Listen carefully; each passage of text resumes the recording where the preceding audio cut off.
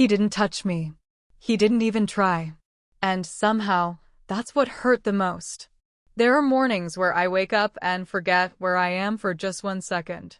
Not because I'm lost, not in the literal sense, but because the shape of my life has become so quiet, so unchanged, that even my own bedroom feels like it belongs to someone else. My name is Lauren. I'm 47.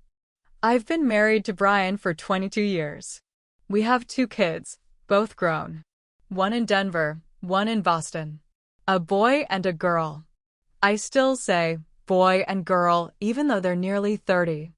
I think that's what mothers do, shrink time into tiny folds, keep our children wrapped in something smaller than they really are, just so they don't float too far from us.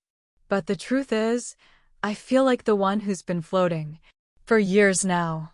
Brian and I aren't broken. That would be easier, maybe. Something broken can be fixed, or replaced, or thrown out with a clear conscience. We're something else. Muted. Like the house when the kids moved out.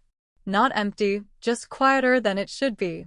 There's a difference between absence and silence. One means something's missing. The other means something's being withheld. Lately, the silence has been everywhere. I wake before Brian most mornings. Not because I'm ambitious or restless, but because I don't sleep well anymore. I lie still under the weight of the same ceiling fan spinning, like it's trying to keep time that no longer matters. Some mornings I drink my coffee on the back porch just to feel the cold, to remember that I have skin, that the wind still notices me, even if no one else does. That morning, the one that started it, I was standing at the sink rinsing a mug when the water sputtered, then stopped. Brian had already left for work, of course. He always leaves early now. Says the traffic's bad, but I think he just needs the space. I called the plumber. He said it would be hours. Maybe until evening. Which meant no hot water. No laundry. No showers. The heater had been groaning for weeks. I'd mentioned it to Brian. Twice. He said he'd take a look. But Brian is the kind of man who believes problems fix themselves if you ignore them long enough. The water heater didn't get the memo. I was still standing by the basement door, half wrapped in a sweater, trying to remember if we had a warranty or if it had expired, when there was a knock at the back door. It was Ethan. I recognized him immediately, our neighbor's son. 30, maybe 31. The kind of face you remember in fragments. Strong chin, dark eyes, an earnestness that doesn't quite look like youth, but something adjacent to it. Something steadier. He smiled, holding a tool set. Mom said your water heater's down. You want me to take a look? I blinked. I hadn't even seen him in months. Maybe since the last neighborhood block party when he'd carried in a folding table and left without saying much. You don't have to, I said, gesturing vaguely. I already called someone. He shrugged. Still, I've got the time. If you don't mind. I opened the door. Let him in. He smelled like cold air and soap. That stuck with me for some reason. The scent of someone who knows how to be clean without cologne. Without perfume. Just presence. We walked down into the basement. He moved confidently. Like he'd done this 100 times. The heater made a sound like a cough when he tapped it. Could be the pressure valve, he said. Or just old wiring. You did the right thing calling someone. You're just saying that so I don't feel useless. He looked up at me. I wouldn't say it if I didn't mean it. And it was that, not the offer, not the confidence, that made me pause. That look. Unassuming. Steady. Present. When we came back upstairs, I offered him tea. He said yes without hesitation. No false politeness. Just, sure. We sat in the kitchen, 2 mugs between us, the day outside turning toward gray. We didn't talk about anything important. He told me about a roofing job he'd just finished. Something about supply chains and ridiculous clients. I told him about my garden. How the birds had torn up my lavender again. But what I remember most wasn't what we said. It was how he listened. Not the kind of half-listening I'd grown used to, not the distracted nod Brian gives me when I talk about recipes or grocery sales. This was full attention. Unblinking. Still. Like nothing else in the world was happening except the sound of my voice. And for a moment, a single inhale, I forgot what it felt like to be spoken to just to fill a room. I forgot I was almost 50. I forgot that my marriage had become a polite silence interrupted only by schedules and sleep. He didn't flirt. He didn't linger. When the plumber called, Ethan stood, stretched, said, "You'll be fine. Let me know if you need anything." "Thank you," I said. And I meant it. He walked out through the back gate, hands in his pockets, shoulders squared against the cold. I watched him from the window. Not long, just until he turned the corner and was gone. That night, Brian came home late. Said the project had gone long, that he was too tired for dinner. He kissed the top of my head like a man returning to a pet. Sat on the couch with his tablet. We didn't speak for 27 minutes. I know that because I counted. Not to punish myself, but because sometimes the numbers are the only real thing left. He asked me something about the water heater. I told him it got fixed. He nodded. Good. Then he asked if I'd remembered to call his sister for her birthday. I hadn't. I went to bed before him. He didn't notice. The days after that passed like normal. Whatever normal means when your heart is asleep. I cooked, cleaned, took my daily walk, replied to texts with emojis instead of words. But something was different. Not because Ethan had said anything special. He hadn't. He had just noticed me. It was that simple. That terrible. He noticed. And I didn't know what to do with that. Didn't know how to carry that echo into a house where I had become invisible without vanishing. I thought maybe it was a fluke. A kindness I had read too deeply into. But a week later, I found myself checking the window every time I heard a car door close. I rearranged my kitchen towels, wore lip balm for the first time in months. And I hated myself for it. Because I wasn't the kind of woman who needed a stranger to remind her she was still alive. Except I was. I was exactly that woman.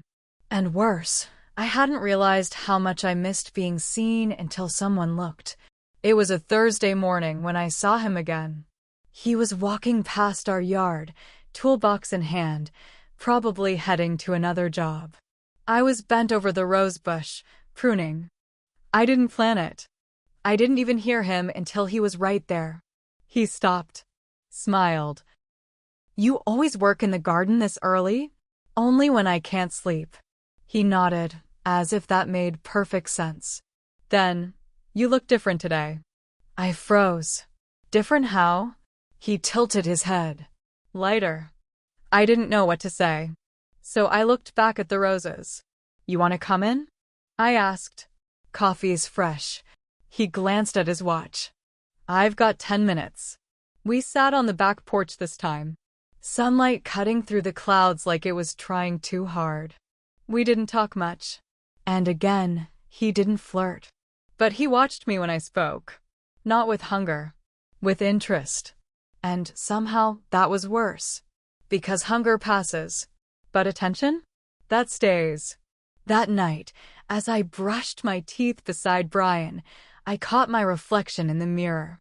For the first time in years, I wondered who that woman was. Her eyes weren't dull. Her cheeks held a flush that wasn't from wine or weather. She looked, remembered. And I didn't know whether to smile or weep. The next morning, Ethan left a note on our back gate. Just one line. "Let me know if the heater acts up again." No signature. No smiley face. But I kept it in the drawer by the oven. Not because it meant anything, but because it did. Brian left that Saturday morning just before sunrise. He kissed my forehead the way he always does before his hiking weekends, light, automatic, a gesture of ritual more than affection. Don't forget to water the ferns, he said. I didn't answer.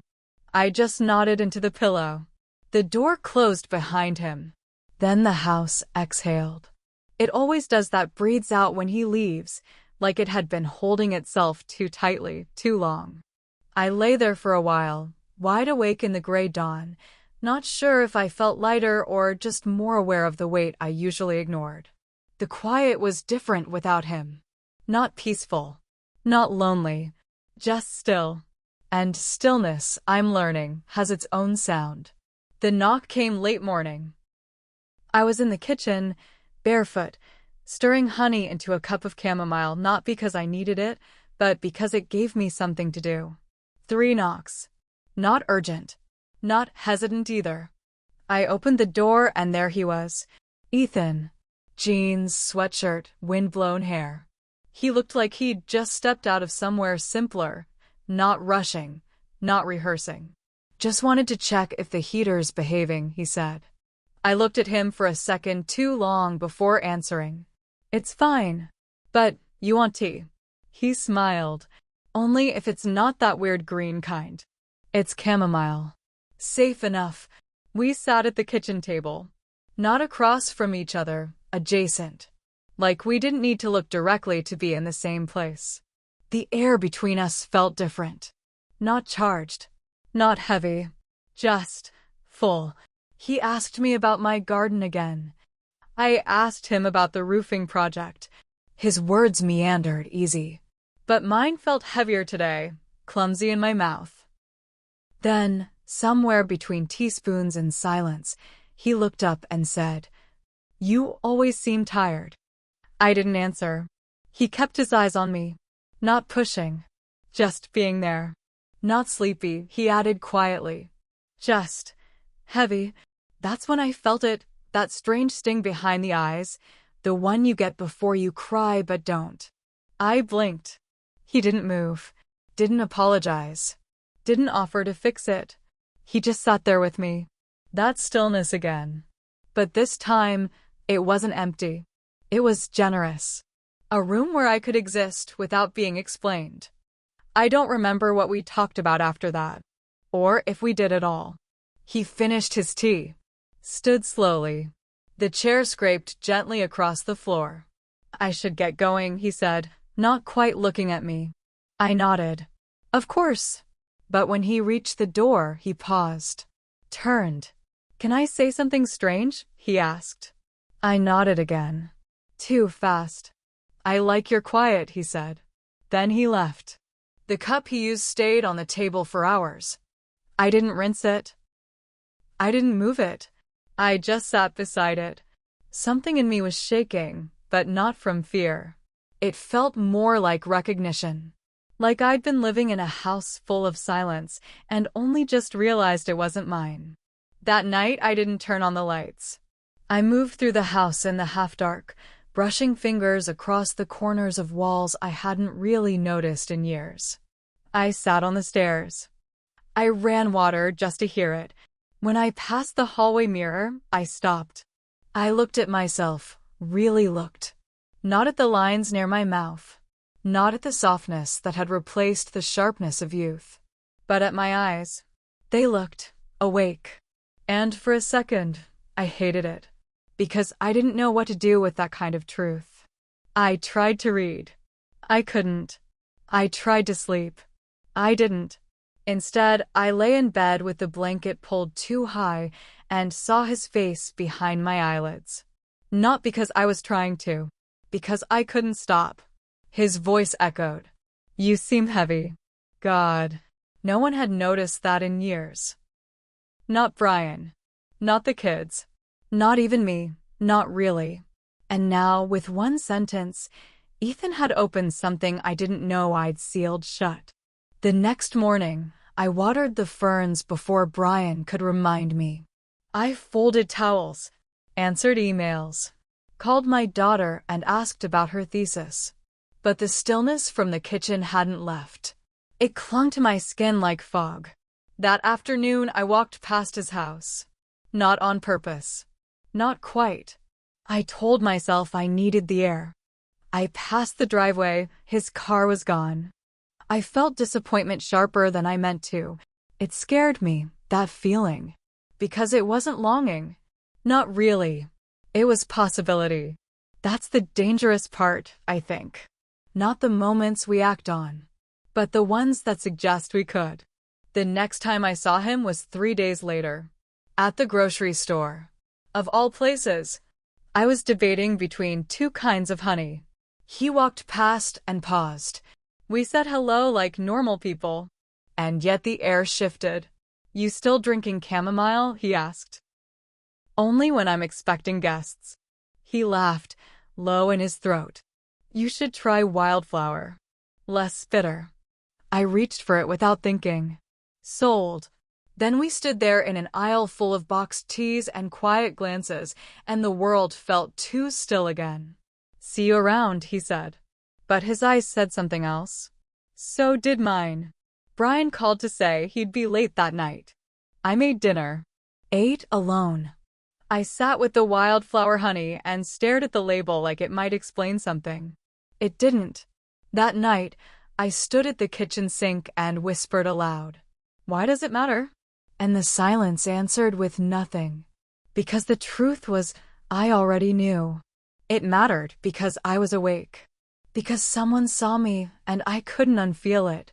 Because stillness, when it's shared, becomes something else entirely. Not absence. Not silence. But space. And in that space, something had started to grow. There are certain distances that feel wider than geography. Like standing 2 feet away from someone and feeling further than the length of a continent. Or brushing hands and pretending not to notice how loud your pulse becomes. The morning he knocked again, it was raining. A light drizzle, the kind that makes the trees glisten and the pavement soft. I was wearing one of Brian's old sweaters. Not on purpose. Just comfort. It hung off my shoulders like it belonged to someone else. Maybe it did.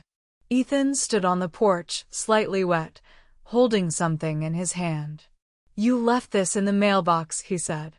Not sure if it was meant for me or a mistake. It was a postcard I'd forgotten to send. A grocery list scribbled on the back. I laughed, too quickly. Meant for the trash. He handed it to me anyway. We didn't speak after that. Not immediately. He shifted his weight. Looked out at the sky like it had said something interesting. Want to come in? I asked. He didn't hesitate. But he didn't assume either. That difference mattered. We ended up in the kitchen again. No tea this time. Just the soft hum of the rain against the windows. I stood by the counter. He leaned back in the chair, arms folded. Comfortable. Still. Present. Brian around? He asked. Working late, I said. My voice didn't tremble. But it was close. He nodded. Looked down at his hands. You always seem like you're waiting for something, he said. I blinked. What do you mean? I don't know. Like you're listening for a sound that never comes. That hit me harder than it should have. I sat down. We didn't talk for a while after that. Just sat. The kind of quiet that should feel awkward, but didn't. The kind that makes you aware of your heartbeat, of the space between your elbows and someone else's breath. Then he looked at me. Not like before. Not like a neighbor. Or a friend. But like a question. I don't remember standing. But suddenly I was on my feet. And so was he. The space between us shrank. I told myself I just wanted to thank him. For what? I wasn't sure. His time? His listening? But the truth was, I just wanted to be closer. To the air he carried. To the part of me that only woke up around him. He didn't step forward. But he didn't move away. I could feel his breath, soft against my cheek. I could hear his pulse. Or maybe it was mine. And then, the almost. That moment when something tilts, teeters, balances on the edge of decision. His eyes searched mine. Steady. Unafraid. My fingers twitched at my side. His chest rose, slow and careful. He leaned in barely, then stopped. And that pause. It was everything. My skin burned. My lungs felt too small. And in that pause, I heard it. You deserve more than a moment like this. He didn't say it bitterly, or with regret. Just certainty. I stepped back. Not far. Just enough for the air to cool. He smiled, small and sad. The kind of smile people give when they've walked away from something beautiful. Then he left. No touch. No kiss. Just the shape of something unspoken between us. That night, I sat in the same chair, staring at the rain. It hadn't stopped. Neither had I. Brian came home past 10. His shirt damp, shoes muddy. I asked about his day. He told me a story I didn't hear. Something about parking and broken printers. I nodded in the right places. Smiled at the end. He thanked me for listening. I wanted to laugh. Instead, I made him tea. Later in bed, he rolled toward me. His hand rested on my hip. Familiar. Warm. But my body didn't answer. Not out of resentment. Or rejection. Just absence. Because part of me was still standing in the kitchen. Still holding that pause. Still feeling the heat of what didn't happen. There's a kind of intimacy that exists only in almosts. The glances. The near touch. The held breath. They live longer than the acts themselves. I've forgotten the sound of Brian's laugh. But I remember exactly how Ethan looked at me when he said I deserved more. I remember the weight of that stillness. How it wrapped around my ribs and stayed. The next morning, I wore lipstick for the first time in months. Just a pale rose. Barely visible. But I saw it, and I think that's what mattered. The kitchen was still warm when he left. The rain had stopped, but the air inside felt thicker. Like something had been stirred that wouldn't settle. I stood by the sink long after Ethan's footsteps had faded down the walk. The mug he used was still there. Not untouched, but unfinished. There's something unbearable about an almost. It lingers louder than a memory. Because it asks, what if? But that night, I didn't ask. I already knew. Brian came home late. Again. He took off his shoes, walked to the fridge, poured a drink without asking if I wanted one. He told me he saw deer on the highway, that the fog was bad past the bend, that the office coffee had finally been upgraded. I smiled at all the right moments, laughed once, made tea. The house looked the same. My voice sounded the same, but everything inside me was different, because I had tasted something I couldn't name. Not love. Not infatuation. Something smaller, quieter. The weight of being seen. And once you feel that, even for a second, the rest of your life begins to ache. The days after passed like a slow song I didn't remember learning. I folded towels, answered messages, cut the dead blooms from the hydrangeas. I didn't see Ethan, but I didn't need to. He was there in the pause before Brian spoke. In the way I started noticing my reflection again. Not for vanity. For presence. I had become someone I didn't recognize. Not because I had changed, but because I had finally shown up. For myself. One morning, while I was washing strawberries, Brian asked if I was okay. I turned to him, the water still running. Why? You've just seemed quieter lately. I dried my hands slowly. Quieter than usual? He hesitated. Not exactly. Just different. And he wasn't wrong. But how do you explain a shift that didn't scream? How do you tell your husband that you've returned to yourself without ever having left? I said, maybe I've just been thinking more. He nodded. Thinking can be dangerous. His tone was light, teasing, but the truth hit too hard. I smiled. Sometimes it's necessary. I didn't see Ethan for weeks. Not walking past. Not in the store.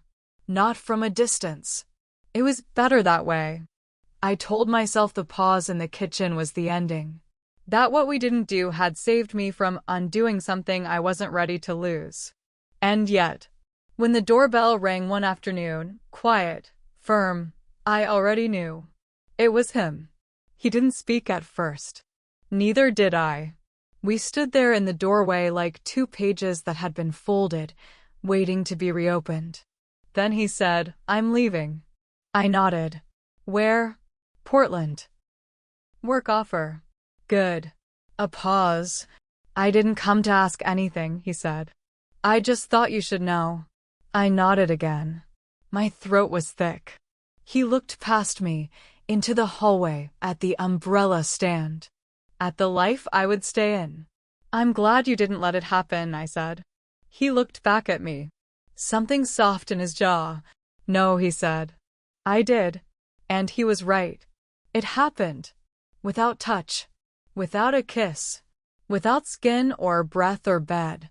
It happened in the way I looked at myself differently.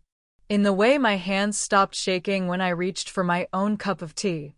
In the silence he left, the kind that hummed, not haunted. After he left, I didn't cry. I didn't feel abandoned.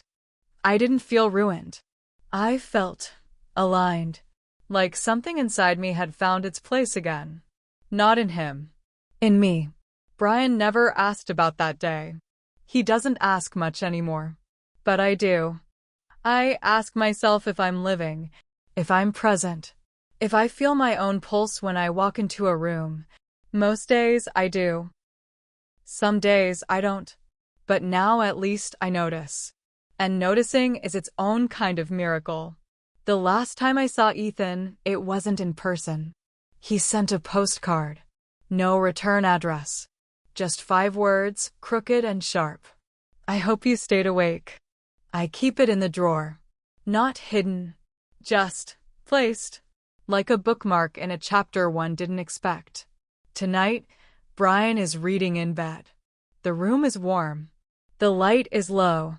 He reaches for my hand under the blanket, and I let him. His touch is gentle. Routine. But I don't flinch. Because it doesn't erase what I know. What I've learned. That being touched isn't the same as being felt. And that once, on a rainy day, someone sat across from me and didn't touch me at all. And somehow, that's what broke me. And that's what saved me.